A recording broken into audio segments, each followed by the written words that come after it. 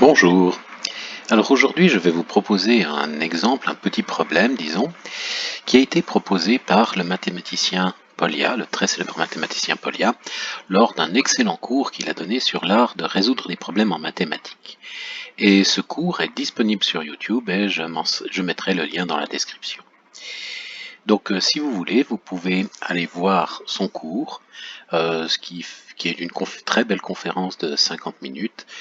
Ça date des années 50, non, ça date des années 50, donc la prise de vue est un peu est pas excellente, mais n'empêche que le cours est excellent et il est très instructif. Donc si vous allez voir cette vidéo, vous gagnerez beaucoup, je veux dire, vous gagnerez beaucoup de vision en mathématiques. Et par contre, donc si vous ne voulez pas voir cette vidéo, les 3-4 prochaines minutes vont être consacrées, disons, à la première partie de cette vidéo.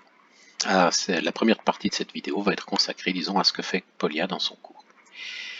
Alors, donc le problème c'est le suivant. On va considérer 5 plans dans l'espace. Et la question c'est combien de régions ces plans délimitent-ils? Alors si on prend que ces plans ce sont des coupures dans l'espace, ben, ça nous laisse des régions. Et la question c'est combien y a-t-il de régions?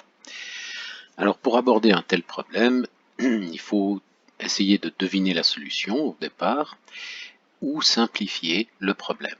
Alors pour deviner la solution, vous comparez à la fin avec le résultat qu'on va obtenir.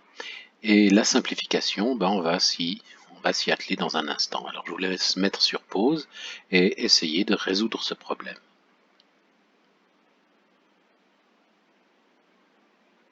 Alors, si vous avez essayé de résoudre ce problème sans voir la vidéo de Polya, vous aurez peut-être eu des difficultés pour simplifier. Alors, simplifier un problème, en fait, je constate que c'est quelque chose d'assez difficile.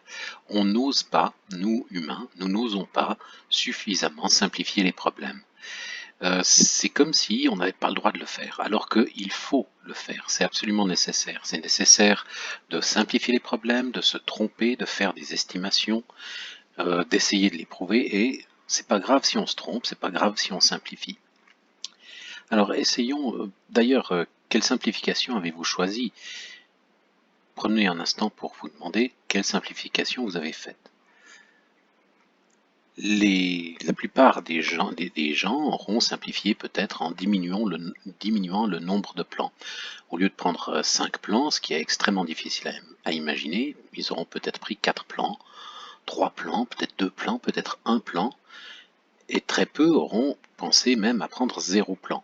Un mathématicien va penser à prendre 0 plan, il va tenter ça, mais c'est difficile. Très peu aussi de personnes pensent à simplement considérer des droites dans le plan au lieu de plans dans l'espace, ou des points sur une droite par exemple aussi. Ça c'est une autre bonne simplification. Donc dans ce cas-là, hein, disons, si vous n'avez pas simplifié jusqu'à prendre 0 plan, voire des droites, voire des points, ce n'est pas grave, mais c'est quelque chose, disons, qu'on apprend quand on se forme aux mathématiques, on apprend à simplifier les problèmes. Bon, commençons par la simplification la plus courante, hein, c'est de considérer des plans, mais diminuer le nombre de plans. Alors, considérons déjà un plan dans l'espace. Là, il n'y a pas trop de difficulté, le nombre de régions est 2. Pour 2 plans, on s'aperçoit qu'il y a un petit problème. En général, la réponse est 4, hein, il suffit que les 2 plans se coupent. Mais si les plans sont parallèles entre eux, il n'y a que 3 régions. Donc ce problème est mal posé. Donc précisons le problème. Ce qu'on aimerait, en fait, ce n'est pas le nombre de régions que délimité par 5 plans, mais le nombre maximal de régions. Donc si on veut le nombre maximal de régions, il va falloir s'interdire les plans parallèles. Alors, pour 3 plans, continuons, on sait que 2 plans non parallèles vont former 4 régions, mais pour 3 plans, on va obtenir 8 régions au maximum.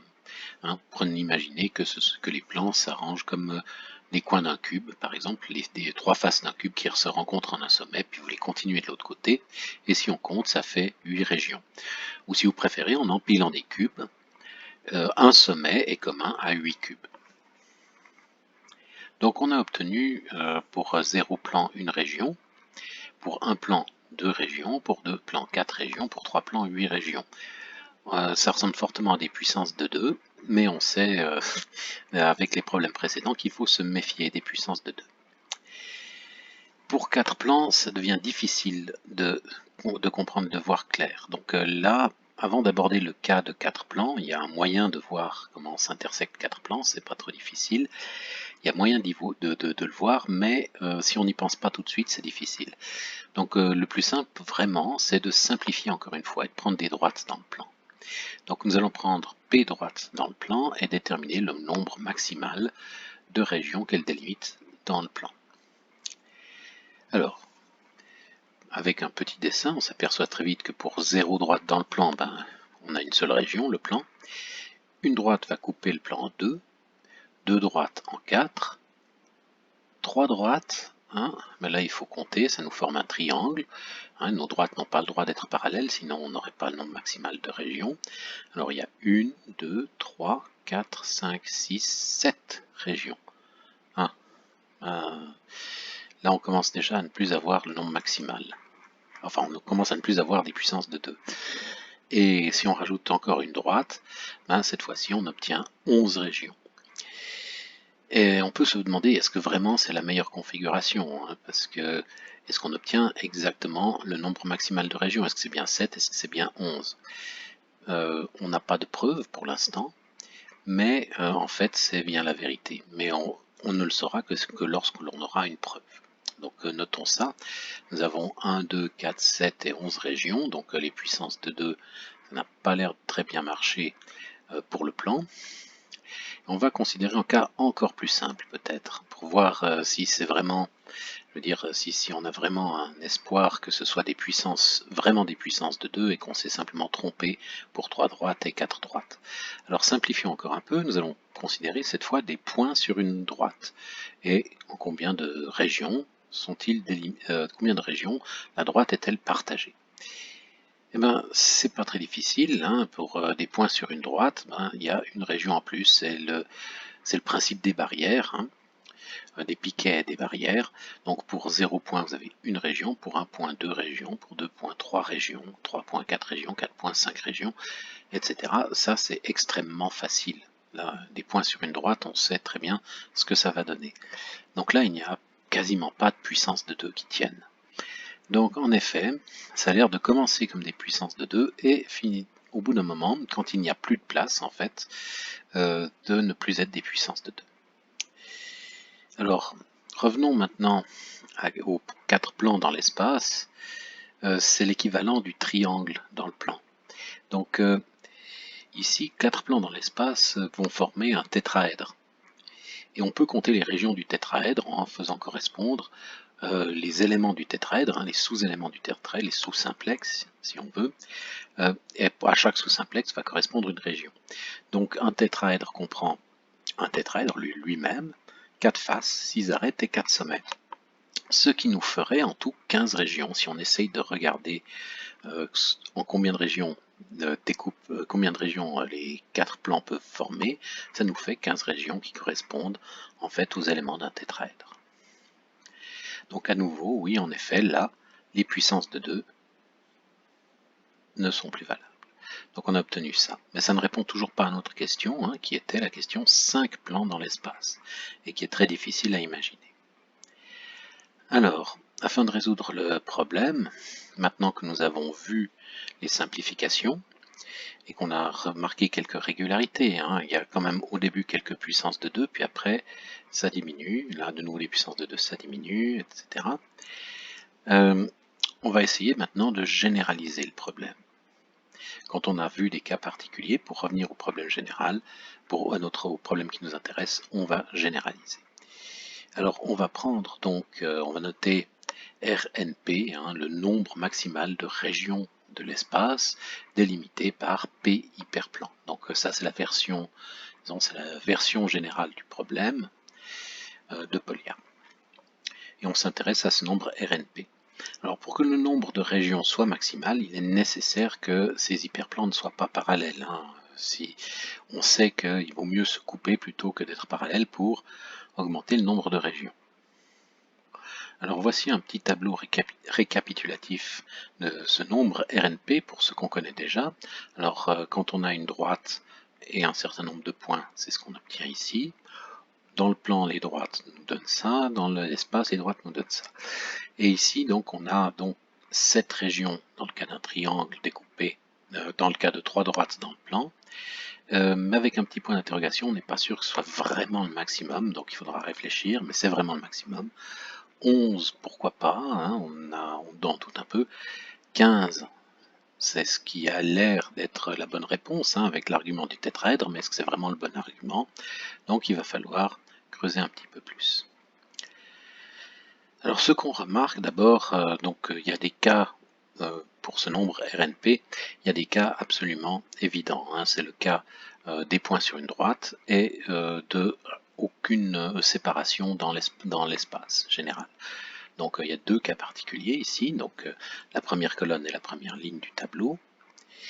Et on remarque aussi, si on fait très attention, que il y a une récurrence. Il y a une récurrence à la triangle de Pascal, si on veut, c'est-à-dire, par exemple, le 4 ici est la somme de 2 et de 2. 2, c'est 1 plus 1, 2 ici c'est 1 plus 1, 4 c'est 2 plus 2, 8 c'est 4 plus 4, 7 qu'on croit être la bonne réponse, c'est bien 3 plus 4, 11 qu'on croit être la bonne réponse, c'est bien 4 plus 7, 15 c'est bien 7 plus 8. Donc c'est moral, disons, de supposer qu'on a en fait la bonne réponse et que ce qui nous sauve, c'est bien cette formule de récurrence. Alors il faut la démontrer. Alors, pour la démontrer, c'est en fait assez facile. Polya s'arrête ici, hein, ça s'arrête juste avant cette démonstration. Donc, considérons le cas de P hyperplan. Hein, donc on va vraiment imaginer des droites dans le plan, hein, ça marche très bien. Donc on considère P hyperplan, puis on va en ajouter un P plus unième.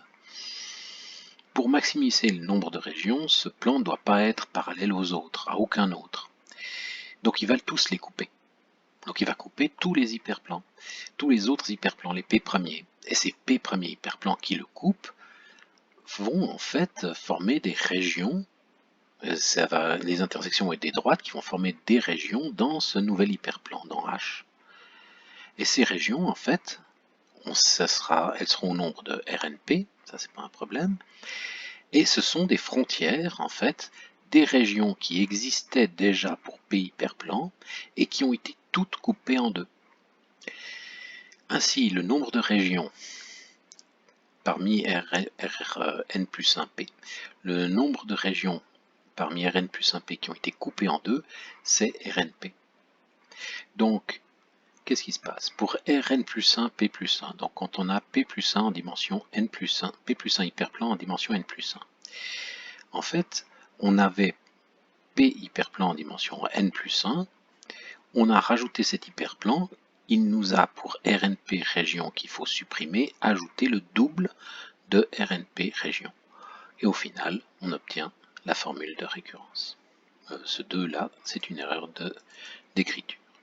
Donc on obtient cette formule de récurrence ici, et cette formule, donc, on va pouvoir, grâce à elle, calculer nos RNP.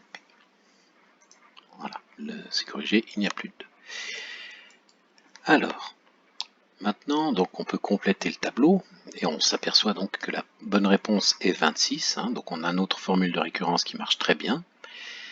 Et donc, ceux qui ont trouvé 26, bravo à vous. Ce n'est pas une réponse facile, hein, c'est assez difficile, disons, de la trouver comme ça, d'imaginer les solutions. C'est un peu trop compliqué pour notre cerveau. Ça prouve que vous avez une excellente vision dans l'espace. Alors, continuons. Là, donc, on a une formule par récurrence, mais on aimerait bien avoir une formule close. Donc, pour déterminer la formule close, pour déterminer une formule, disons, pour ces RNP, on va considérer une série génératrice. Hein. On a un tableau à ici à deux paramètres, et on n'en aimerait qu'un seul. Alors, on pourrait utiliser aussi bien les colonnes que les lignes. Là, j'ai décidé, en fait, de faire la somme sur les colonnes, en fait, c'est ça. Bon, somme sur n, de n égale 0 jusqu'à l'infini. Non, somme sur les lignes, en fait, somme sur n de n égale 0 jusqu'à l'infini de RNP x puissance 7. Donc, on considère les sommes, disons, sur les lignes ici, pondérées donc par les monos. Et maintenant, pour G0, hein, donc pour cette ligne-là, si on regarde bien, ça c'est une somme de x puissance n, tout simplement, et somme de x puissance p, disons, ici. Une somme comme ça s'appelle la série géométrique, et on connaît la formule, on connaît une formule pour sa somme, qui est 1 sur 1 moins x. C'est un classique de l'analyse et c'est surtout une généralisation des identités remarquables comme a carré moins b carré égale a moins b fois a plus b. Donc ça c'est un grand classique de l'analyse, donc c'est un résultat qu'on va admettre qui est facile, qui fait partie de la culture générale disons, et donc on obtient pour G0 cette version-là. Maintenant par la relation de récurrence, hein, on va utiliser donc cette relation de récurrence Gp plus 1, on l'écrit et on va utiliser donc la formule. Il faut mettre de côté peut-être, disons, on va mettre de côté le premier terme, le terme 0, qui correspond à un point séparé par des ensembles vides en fait. Donc c'est toujours 1, il y a toujours une seule région, il y aura toujours un point, même si on le sépare par des ensembles vides. Donc on met de côté celui-ci pour pouvoir faire démarrer la récurrence. On va recentrer au lieu de partir de 1, on va repartir de 0, donc on obtient ici une somme avec Rn plus 1, P plus 1. Maintenant, on va pouvoir appliquer la formule de récurrence sur ce terme-là, sur ce coefficient-là. Donc ça nous fait cette somme avec ici comme coefficient Rn plus 1P et Rnp plus Rnp. Maintenant cette somme, on va distribuer les xn plus 1 et distribuer la somme, et ça nous fait, enfin réécrire l'ordre de la somme, et ça nous fait cette chose-là.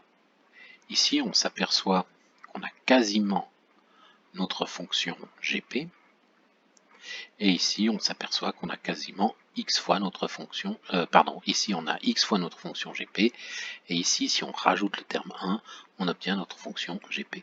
Donc on obtient gp de x plus x fois gp de x. Et ça nous fait 1 plus x fois gp de x. Donc maintenant, pas de mystère, hein, G0 on sait ce que c'est, maintenant on connaît la formule de récurrence entre ces fonctions génératrices, ces séries génératrices, il suffit à chaque fois de multiplier par 1 plus x puissance p. Donc on obtient ceci. Maintenant, ça, on sait le développer par la formule du binôme de Newton, c'est ceci. La division par 1 moins x, on revient à la série génératrice, la série géométrique. Et maintenant, il s'agit de faire le produit de ces deux séries-là. C'est le produit comme pour les polynômes. En fait, il faut regrouper les puissances et on obtient cette expression-là. Et donc finalement, Rnp, c'est la somme sur tous les nombres k de 0 au maximum np, hein, de p binomial k. Ce qui nous explique pourquoi, dans certains cas, on trouvait des puissances de 2, c'est quand p était plus grand que n, en fait, on obtenait plus petit que n, on obtenait en fait une somme classique de tous les coefficients binomiaux pour un p fixé, et donc ça nous donnait 2 puissance p. 2 puissance n plus 1 en fait. 2 puissance p plus 1. Voilà, j'y arrive. Donc on obtient ici donc cette formule pour le nombre de régions formées par p plus 1 hyperplan au maximum dans un espace de dimension n. Voilà pour ce petit problème inspiré donc de cette leçon de Polya. J'espère que ce sera instructif et que vous avez bien pris le temps donc d'essayer de comprendre, d'essayer de deviner par vous-même, disons, les résultats. C'est comme ça que c'est le plus instructif en mathématiques, il faut essayer soi-même. Voilà, je vous souhaite une très bonne journée, à bientôt.